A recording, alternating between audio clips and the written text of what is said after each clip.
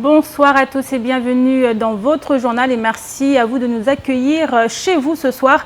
La rédaction accueille Ahmed Atoumani Douchina, conseiller départemental de Bouéni. Bonsoir. Bonsoir Amina. Alors hier, on l'a vu, entre les élus locaux et les représentants de l'État, le ton est monté très haut alors qu'ils s'étaient réunis pour tenter de trouver des solutions à la grave crise qui touche en ce moment Mayotte. Le clash a eu lieu à la fin de la rencontre, même pas. Les élus ont claqué la porte tout simplement. On reviendra sur cet événement puisque depuis, beaucoup de choses ont été dites, beaucoup de réactions ont été recueillies. On entendra la vôtre au cours de ce journal. Avec nous également sur le plateau, Chakila Issouf, journaliste à KTV. Bonsoir Chakila. Bonsoir. Alors vous nous amènerez du côté de Mtsapéré où les habitants ont décidé de prendre les choses en main. On l'a vu depuis les violents affrontements qui sont tenus il y a quelques jours dans le village. L'ambiance a complètement changé. On en parle tout à l'heure en détail avec vous. Mais d'abord, voici les titres de ce mercredi 20 avril.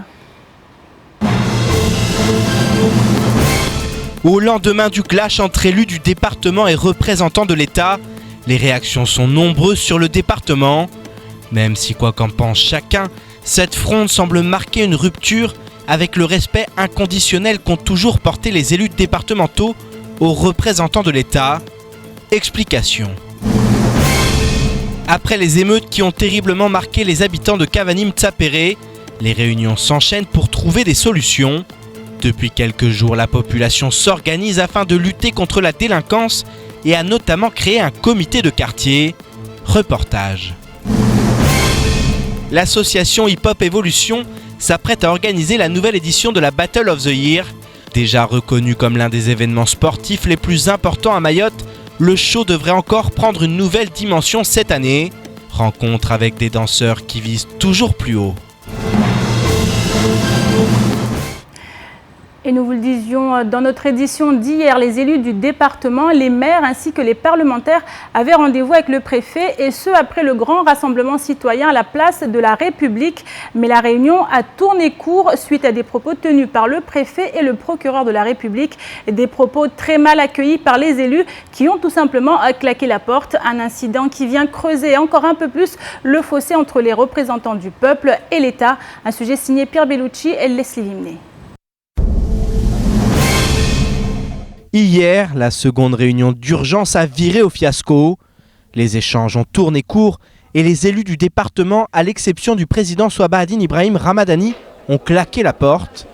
Et le premier à avoir quitté la table n'est autre que le député Ibrahim Aboubakar, qui est revenu ce matin sur ce conflit. Je voudrais d'abord dire à nos éditeurs que l'heure est grave, que nous sommes conscients que la population de Mayotte vit des moments difficiles dans leur vie de tous les jours, partout où ils sont, en zone urbaine, dans les campagnes, sur leur lieu de travail, quand ils vont dans leurs activités de loisirs, parfois même à l'école, au bord des établissements scolaires. Donc c'est une situation dont il est important qu'on prenne la mesure et que l'on puisse tous ensemble être à la hauteur du défi qui est devant nous. Les élus ont des points de vue. Chacun a des reproches à faire à un tel ou à un tel.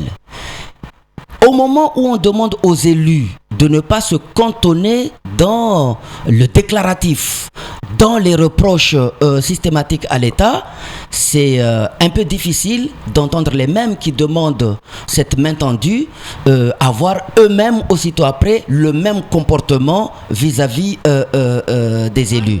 Le ton employé par le procureur de la République est en cause. Il aurait notamment reproché aux élus leur absence lors des comités locaux de sécurité et de prévention de la délinquance. Des discussions concernant la non-maîtrise de l'immigration clandestine ont également tourné au vinaigre, le préfet rappelant aux élus leur part de responsabilité en la matière. La goutte d'eau qui a fait déborder le vase, comme l'explique le député mahorais. Je peux vous dire, si ceci qui s'est passé hier s'était passé en face de l'île réunionnais, guadeloupéen ou martiniquais, ce ne serait pas seulement un claquage de porte et une motion unanime des élus qui s'en seraient suivis, mais bien plus. Les élus de Mayotte sont extrêmement patients. Les élus de Mayotte sont extrêmement gentils. La population est extrêmement patiente et la population est extrêmement gentille et il ne faut pas que les uns et les autres abusent de la gentillesse de la population, de son hospitalité et de sa capacité à supporter les choses. Et donc aujourd'hui, il y a des situations, nous devons y faire face. Nous sommes dans une situation où la population est en train de se faire justice à elle-même. Face à cela, entendre un procureur qui vienne nous dire que la justice fait son travail sur le territoire, non. Mahamoud Aziari, également présent sur notre plateau ce matin, est l'auteur d'un livre évoquant notamment les relations de pouvoir. Et le moins que l'on puisse dire, c'est qu'il reste sceptique sur l'action des élus. D'abord, je demande à voir la suite. Okay? La suite, je vous le dis tout de suite. Si hier, ils ont vraiment provoqué ce clash-là, alors la suite, c'est qu'ils doivent demander le départ immédiat du préfet. S'ils ne le font pas, c'était de la comédie. Okay? Et s'ils ne le font pas, je suppose que certains d'entre eux, après avoir fait cette comédie, parce qu'il y a l'effet de masse, l'effet de groupe, mais à mon avis, certains d'entre eux vont envoyer des textos au préfet. Chacun va s'excuser dans son petit coin. En effet, des messages d'excuses auraient déjà été envoyés au préfet Semo Morsi, même si dans l'ensemble, la plupart des élus du département souhaitent qu'il soit rapidement démis de ses fonctions.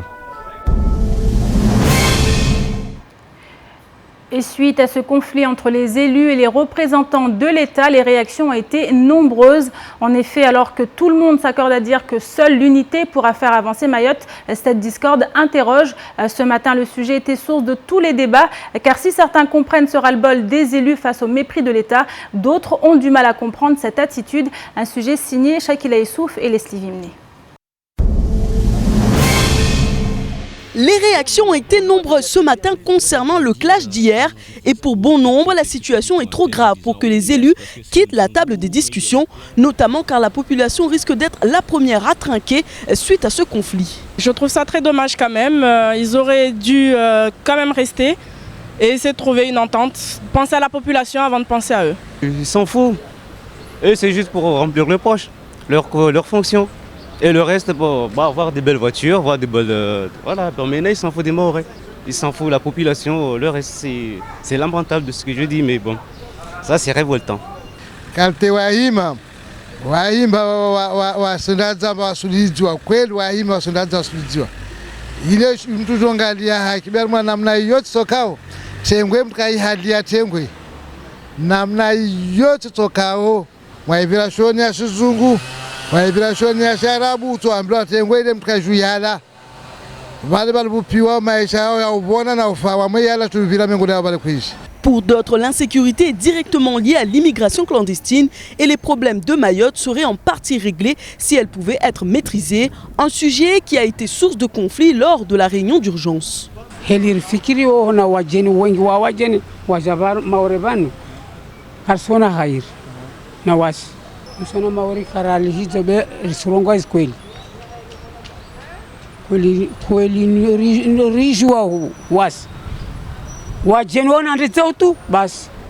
Certains soutiennent l'action des élus qui ont bien réagi et ont pour mission de faire respecter la voix de la population.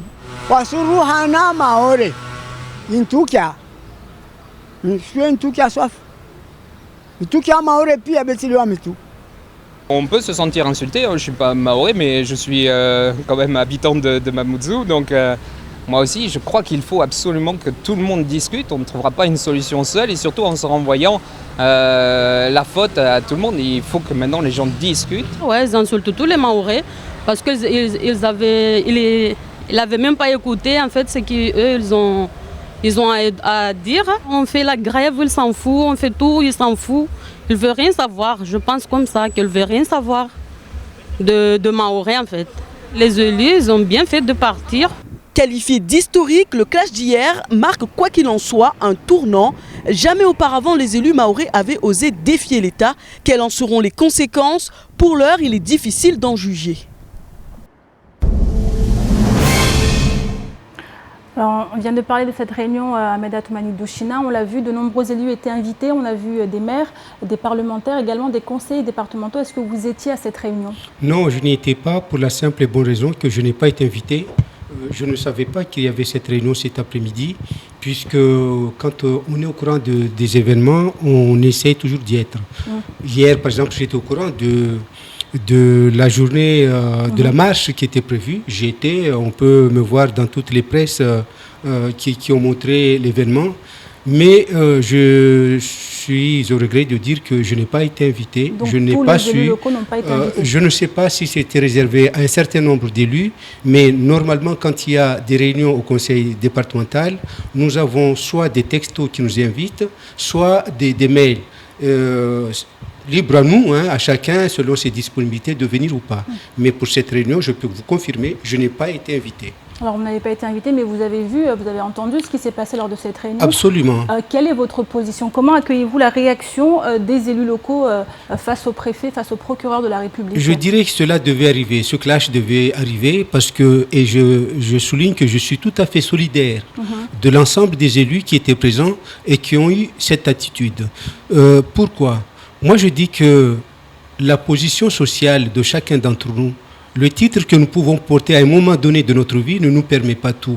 Quand on est responsable, il faut être capable d'entendre tout et puis de discuter avec une certaine politesse. Je crois que quand on est des représentants de la population, élus au suffrage universel ou direct ou indirect, on mérite d'être entendu.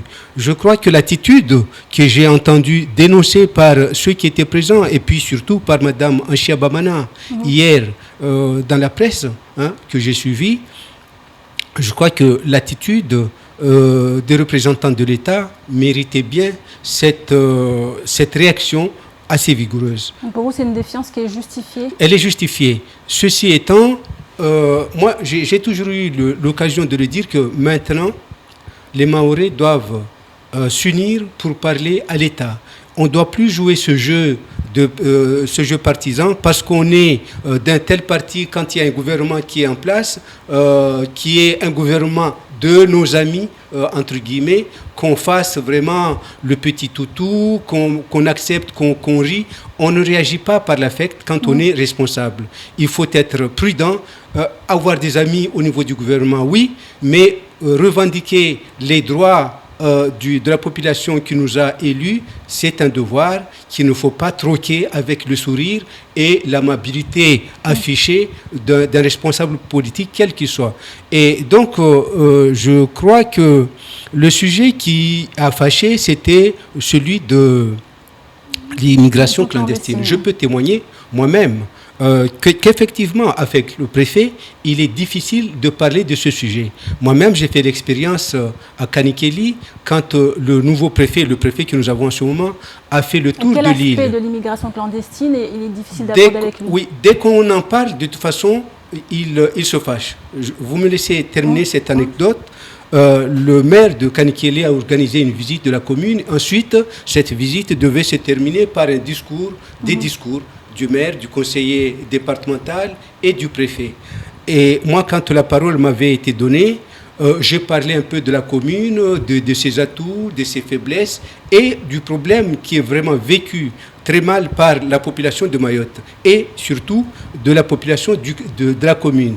Je peux vous assurer que lorsque j'ai parlé de l'immigration qui empoisonnait la vie de la commune de Kanikeli parce que toutes les plages étaient devenues de ports de débarquement, la population qui était là a applaudi instinctivement. Et la réaction du préfet, je peux vous dire qu'elle était vraiment désagréable.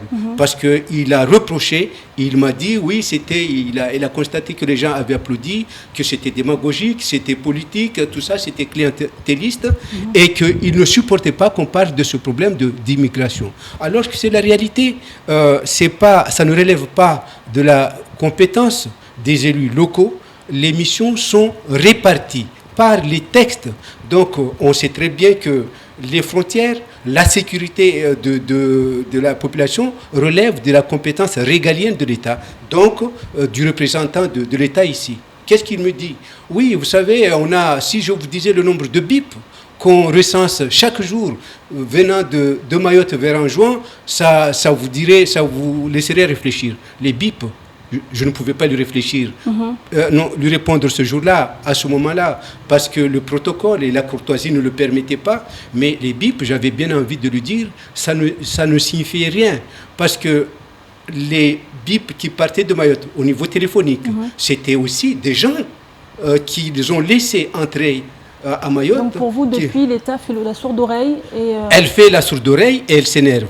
Et moi, je crois que le préfet n'a pas le droit de maltraiter les élus, de ne pas vouloir l'entendre. C'est un peu comme lorsque vous êtes à bout d'arguments, vous vous fâchez ou bien vous sortez des arguments désagréables. Il doit être en capacité d'écouter les élus, de voir avec eux les solutions qui s'imposent. Je sais que ce n'est facile pour personne, ni pour lui, ni pour les élus locaux à qui la population reproche un certain laxisme, mais il doit en tout cas se résoudre à discuter avec eux, chercher ensemble avec eux les solutions qui s'imposent. Alors là, c'est une rupture avec ce qui se passait avant, clairement, c'est ce que vous venez de nous faire comprendre, mais a priori, il y aurait des messages d'excuses qui ont été envoyés par la préfecture. Est-ce qu'il n'y a pas un double discours quelque part de nos élus ?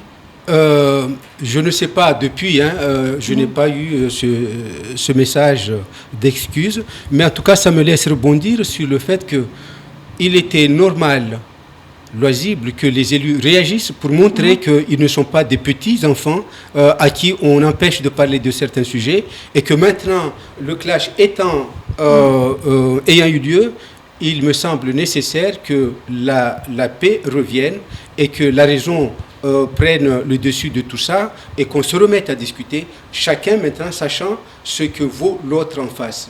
Je ne crois pas que les élus qui ont fait ça l'ont fait par manque de connaissances de politesse, des règles élémentaires de politesse, mais un élu aussi, il a un devoir. Et quand il sent que ça ne va pas en face, il doit faire valoir son titre d'élu. Merci beaucoup Ahmed Atoumani Douchina. Je rappelle que vous êtes le conseiller départemental de Bouéni. Et on en vient maintenant à ce rassemblement qui s'est tenu ce week-end à Mtsapéré, place Makango. Moins de 2 semaines après les faits qui sont produits, les Mtsapérois gardent encore les séquelles des émeutes qui ont frappé le village. Beaucoup ont ainsi ressenti le besoin de se concerter sur la suite à donner aux préjudices subis. Les personnes présentes ont alors décidé de partir à la rencontre des parents, de la famille, de ceux qui ont été identifiés comme ayant pris part aux affrontements, une action qui sans nul doute en appelle d'autres. Reportage Shakila Issouf et Leslie Vimné. Après les réconciliations vient l'heure des réparations. Au vu des préjudices subis par les habitants de Cavani Mtsapéré, les habitants ne peuvent plus laisser les responsables des dégâts matériels impunis. Suite à ce qui s'est passé dernièrement à Mtsapéré, un certain nombre de personnes de Mtsapéré se sont réunies plusieurs fois pour réfléchir à trouver des solutions à ce problème. Et aujourd'hui, on a juste invité les gens de Mtsapéré à venir prendre état de ce que nous avons décidé, que nous allons proposer pour que Mtsapéré soit mieux. Nous sommes des gens civilisés, nous sommes des gens instruits, nous connaissons la loi, nous utiliserons tous les moyens légaux qui existent pour régler ce problème et il sera réglé. Bon nombre de Mtsapérois ne reconnaissent plus leur quartier et ne comprennent pas comment la situation en est arrivée là. Je vois que nous, la jeunesse Mtsapérois, on a abandonné notre ville. Moi, je ne reconnais plus ma ville. Franchement dire, moi, ce que je laissais Mtsapé à aujourd'hui, je ne reconnais plus ma ville. Je me trouve dans un village perdu, je ne sais pas, dans l'océan peut-être, où c'est qu'avant, les gens de Mtsapéré, ils étaient ensemble. C'était des gens qui faisaient tout pour leur petit village. Et quand on voit aujourd'hui Mtsapéré par rapport à ce qui est devenu de Mayotte, c'est une poubelle ambulante. Mtsapéré, c'est la poubelle ambulante de Mayotte. Vol, agression, cambriolage, vandalisme font partie du quotidien de la population. Une population qui souhaite aujourd'hui reprendre les choses en main. On essaie d'alimenter ou en tout cas de mettre en place des comités dans les différents quartiers pour qu'au final, vraiment qu'on puisse avoir un comité du village. Quand on parle du village, c'est-à-dire en partant de Loujani jusqu'à Cavani. Parce que l'objectif surtout, c'est aider en tout cas les forces de l'ordre ou bien le parquet. Si on apprend qu'ils cherchent tel jeune, que nous aussi, on puisse le traquer jusqu'à ce qu'on le trouve. Et puis après, donc ça c'est déjà un moyen. Moi je pense que c'est un acte citoyen pour que les forces de l'ordre puissent travailler convenablement. Ou bien aussi donner la possibilité à chaque fois, quand il y a une intervention, que ce soit des pompiers ou des forces de l'ordre, mais que ça se passe dans de bonnes conditions. Ntsapéré, Cavani, comme d'autres quartiers, ont dû mettre en place un comité de quartier avec les villageois. Sans moyens matériels ni financiers pour combattre la délinquance, les citoyens agissent pour ne plus subir. Alors on vient de le voir, Chakila Ntsapéré, l'ambiance est complètement différente d'avant les affrontements, avant les émeutes. On a vu une population qui est prête aujourd'hui à agir si les autorités ne le font pas. À défaut de subir, la population tout simplement veut être actif de leur quotidien, tout simplement participer à l'évolution aussi de leur quartier. Juste pour rappeler à titre d'information qu'aujourd'hui même, 2 jeunes ont été arrêtés à Kawini, un des jeunes qui a participé justement au meurtre de Christophe, vendredi dernier. Donc il y en a un qui a été attrapé par son père. Son père l'a amené directement pour qu'il s'explique devant les autorités. Et un troisième qui a été attrapé par les villageois, ce qui nous fait aussi rebondir par rapport à ces actions que veulent mettre en place le comité de quartier de Ntsapéré, qui est aussi quelque part d'apporter de l'aide aussi à la police, mais aussi tout simplement parce qu'on sait très bien qu'ici dans nos villages, ici à Mayotte, on a eu toujours dans chaque village des responsables. On a eu un chef de village, et aujourd'hui on a perdu ce statut, on a perdu cette culture pour pouvoir justement peut-être se retrouver aussi dans son quartier et puis maîtriser aussi ce qui se passe dans son quartier. Les villageois maintenant ont décidé de faire ce qu'on a entendu dans le reportage, voir avec d'autres adultes des quartiers de Doujani, Cavani, créer le comité, travailler ensemble pour que des jeunes qui justement nuisent à la tranquillité des villageois puissent être interpellés plus rapidement. Alors ces comités, Chakila, ça ne date pas d'aujourd'hui, ça fait un moment qu'on en parle dans certains villages, sont déjà bien établis. Il y avait aussi cette polémique autour de leurs actions. Est-ce qu'aujourd'hui on ne serait pas dans la limite entre se faire justice à soi-même et se défendre? Enfin, il y a aussi quand même des choses sur lesquelles il faut faire attention. Exactement. Il faut se rendre compte qu'en fait, ce comité, ce ne sont tout simplement que les parents. Les parents des mêmes enfants qui font que ces comités existent. Donc des parents qui reconnaissent que leurs enfants sont à la dérive. Exactement. Donc aujourd'hui, c'est pas facile pour des parents d'aller se mettre en face de leur enfant devant le public pour dire mais je suis contre ce que tu fais. Parce que c'est en quelque sorte remettre en question sa propre éducation. Et c'est vrai, au départ, c'est ce qu'on disait, oui, il va y avoir justice, chacun va vouloir taper plus que l'autre, mais le comité de quartier a eu le temps de s'essouffler pour mûrir. Et ça ne s'était pas interrompu. Ils ont arrêté un moment pour pouvoir mieux réfléchir à des actions qui pourraient être plus bénéfiques. Parce que c'est vrai, faire le soir, surveiller le quartier, c'est bien, mais ce n'est pas leur rôle.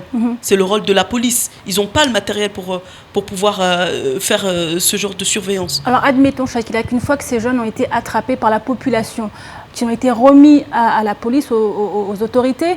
Puis une fois, on sait comment ça fonctionne, Chakila Mayotte, avec les mineurs. Une fois, s'ils viennent à ressortir, que va-t-il se passer? C'est là où des questions se posent également.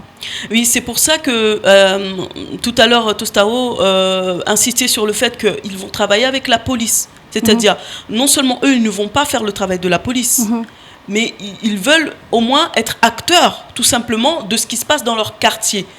Ils vont faciliter le travail de la police. Lorsque les jeunes sont interpellés, à ce moment-là, c'est à la police de prendre la suite. Après, s'il ressort, c'est autre chose.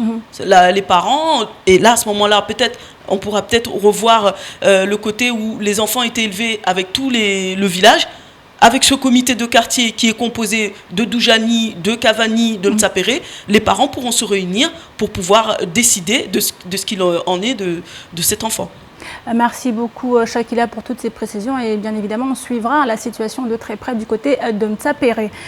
Et souvenez-vous, c'était le 8 février dernier sur le plateau de la matinale. Une violente dispute avait éclaté entre Daniel Zaïdani et Salim Naouda. Alors que la crise au port de Longoni faisait rage, ce dernier avait accusé l'ancien président du conseil départemental d'avoir été acheté par Idanel. Des propos jugés diffamatoires et qui ont donné lieu à une plainte contre le secrétaire départemental de la CGTMA. La première audience se tenait ce matin. Le point avec Shakila Issouf, Pierre Bellucci et Leslie Vimnet. Tu ne veux pas défendre les agents, tu veux défendre les patrons de la SMART. Parce que les seuls qui ne s'expriment pas dans cette affaire, c'est les patrons de la SMART. Quand tu as mis dans la merde les salariés de la CCI, mais moi je n'ai pas mis, ceux qui n'ont pas de contrat jusqu'aujourd'hui, c'est qui les défend? J'ai mis personne dans la merde. Il y avait un contrat, ton rôle en tant que syndicaliste, c'est de défendre les salariés. Le 8 février dernier, les deux hommes avaient failli en venir aux mains. Quelques semaines plus tard, cette dispute et les accusations de corruption portées par Salim Naouda ont mené les protagonistes devant la justice. Et la première audience se tenait ce matin au tribunal de grande instance. L'avocat du secrétaire départemental de la CGTMA nous en dit plus. Le président du tribunal allait fixer la consignation, c'est-à-dire le montant qui allait être demandé, qui est demandé à la partie qui a cité M. Naouda devant le tribunal correctionnel. Par conséquent, donc il s'agissait uniquement de fixer le montant de cette consignation et ensuite de fixer une nouvelle date d'audience de jugement. Le jugement devrait ainsi être rendu le 1er juin prochain. Mais ce matin, Salim Naouda a eu le droit à un véritable comité de soutien avec notamment de nombreux membres de l'intersyndicale qui ont tenu à accompagner leurs camarades. Naouda, vous le savez très bien, c'est le secrétaire départemental de la CGT. Moi, je suis le secrétaire d'une section, donc c'est tout à fait normal que je le soutienne, surtout qu'il n'a pas menti. Du côté de Salim Naouda, la sérénité semble de mise. Cette plainte déposée par Daniel Zaïdani et Idanel à son encontre ne l'effraie pas le moins du monde. Bien au contraire, le syndicaliste a hâte que le jugement soit rendu. Tout ce que j'ai dit le 8 février dernier dans vos ondes, j'ai les éléments qui justifient mes dires. Il y a des articles des journaux, il y a les rapports de la Chambre régionale de comptes, il y a le rapport de la Cour de comptes, il y a les délibérations du Conseil départemental, il y a les courriers d'échange entre la CCI et le département, il y a les éléments financiers que la CCI avait envoyés au département qui justifiaient effectivement ce que j'avais dit, que c'était c'était au-delà de 8 millions d'euros, donc tous les éléments sont justifiés. Il y a même, je peux dire, il y a un rapport de Bercy qui est envoyé à la Chambre qui justifie l'ensemble de ce que j'ai dit. Donc j'attends sereinement le 1er juin pour que ce jugement passe, pour que l'ensemble de la population de Mayotte connaisse enfin la vérité sur ce dossier. La vérité ne sera pas connue avant le 1er juin prochain. Et ce conflit ne semble faire que commencer. Et je vous propose maintenant de faire un petit tour d'horizon du reste de l'actualité de ce mercredi 20 avril. Et c'est tout de suite dans l'actualité en bref. Le conseiller départemental de Pamandzi et ancien président du conseil général Daniel Zaïdani a été inspiré par la journée Mayotte île morte. Il a ainsi écrit qu'après le livre de Mahmoud Aziari, Mayotte en souffrance, qui aborde la problématique de la défense des intérêts personnels, chacun doit lire le livre Révélation du général Bertrand Soubelet, intitulé Tout ce qu'il ne faut pas dire. Cet ouvrage traite des origines de la délinquance et de l'insécurité à Mayotte. Voici un extrait de ce livre choc. Si vous arrêtez des mineurs d'origine étrangère, il faut les remettre en liberté, car on n'a pas les moyens de payer un interprète. De même, si le délit de cambriolage n'atteint pas la somme de 300 €, on remet le délinquant dehors. Ce sujet central de la délinquance dépend en grande partie du fonctionnement de la justice. Le sous-dimensionnement chronique des moyens qui lui sont dévolus est directement proportionnel à son incapacité à faire face à sa mission capitale. Autant de diatribes lancées à l'État qui aura valu à ce général connaissant parfaitement Mayotte une récente mise à l'écart. Les médias nationaux, jusqu'alors totalement muets sur Mayotte, n'en finissent plus de s'intéresser à l'île aux lagons. En effet, depuis plusieurs jours, toutes les rédactions nationales semblent se préoccuper du sort de l'île Hippocampe. TF1, France 2, Libération, Le Figaro, RMC, iTélé, BFM ou encore Le Monde hier qui a relayé le rassemblement Place de la République à travers son site internet. Cette couverture médiatique est le meilleur appui qui soit pour que les autorités se décident à agir et vite. Car si en métropole le sort de Mayotte n'intéresse pas outre mesure, le gouvernement semble lui sensible aux différents articles et autres reportages. En effet, si les médias nationaux ne s'étaient pas emparés de la grève générale mais également des émeutes à Mtsapéré, pas sûr que le gouvernement aurait réagi immédiatement. Comme quoi les médias qualifiés de quatrième pouvoir semblent aujourd'hui plus que jamais les seuls en mesure de faire réagir les autorités. La société SFR Réunion Mayotte vient d'être condamnée à 15 millions d'euros d'amende. L'opérateur téléphonique est accusé de ne pas avoir respecté certains des engagements qui avaient été pris à l'occasion du rachat de SFR par Altice. En octobre 2014, l'autorité de la concurrence avait en effet accepté ce rachat, mais uniquement à certaines conditions. Et selon l'institution, toutes n'ont pas été respectées. Les forfaits ne devaient ainsi pas augmenter. Or, certains parmi les plus vendus ont connu des hausses importantes entre plus 17% et plus 60%, après la décision de l'autorité d'autoriser sous condition ce rachat de SFR par Altice Numéricable. L'amende est donc tombée et elle est très lourde, même pour une société de cette envergure. Et quant aux conséquences, difficile pour l'heure d'en juger. Je vous propose maintenant de clore cette édition en faisant un cap sur les qualifications de la 16e édition du Battle of the Year qui se tiendront les 7 et 6 mai prochains. Alors la qualification pour le concours national en 1-1 comprenait 1 contre 1 aura lieu vendredi 6 mai et parmi les 12 danseurs il n'en restera plus qu'un. Le lendemain 13 crews passeront devant un jury et les 8 premiers du classement s'affronteront ensuite en battle. Et pour finir, les gagnants, les vainqueurs pourront concourir à Montpellier le 21 mai lors de la finale nationale. Toutes les précisions avec Adèle Laurent. Les danseurs de l'association Hip Hop Evolution sont plus motivés que jamais à représenter Mayotte en métropole et s'entraînent avec conviction pour atteindre leur but. Là, bientôt, le Battle of the Year il approche. C'est la pression dans tous les crews. C'est de la bonne pression. C'est une pression positive. On n'a qu'une chose, on se fixe qu'un seul but, c'est de faire le maximum dans les entraînements. Et on a aussi les études à côté.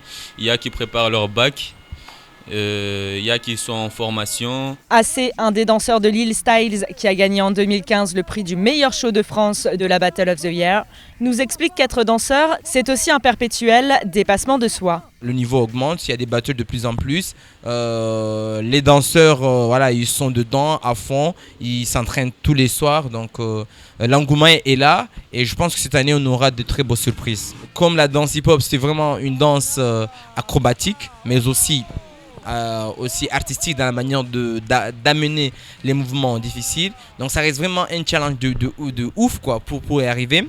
En danse, le mot près n'existe pas dans la mesure où rien n'est parfait. On est toujours en train de chercher, d'améliorer, d'apporter des corrections pour avoir le mouvement qu'il faut et quand il faut. Donc motivé oui pour être prêt, on va dire comme ça. Hip Hop Evolution organisera un show les 6 et 7 mai, lors duquel les danseurs s'affronteront pour déterminer ceux qui auront la chance de représenter Mayotte à Montpellier le 21 mai prochain. Un événement à ne pas manquer, retranscrit en direct sur KTV. Et c'est ici que s'achève cette édition. Merci à vous de l'avoir suivi. Une édition à suivre en rediffusion sur notre site l'infocoesie.fr, sur YouTube, sur notre page Facebook. Et demain matin, dès 6h, retrouvez toute l'équipe de la matinale. Samuel Bochard, Patrick Millan, Flo et également Isabelle Fargier. Et parmi les invités, retrouvez le bâtonnier Nadim Amada qui à 7h reviendra sur l'interpellation des meurtriers présumés de Christophe. À 7h30, la parole sera donnée à Mansour Kamardine avec qui il sera question d'un nouveau message d'Alain Juppé. Bonne soirée à vous et à demain.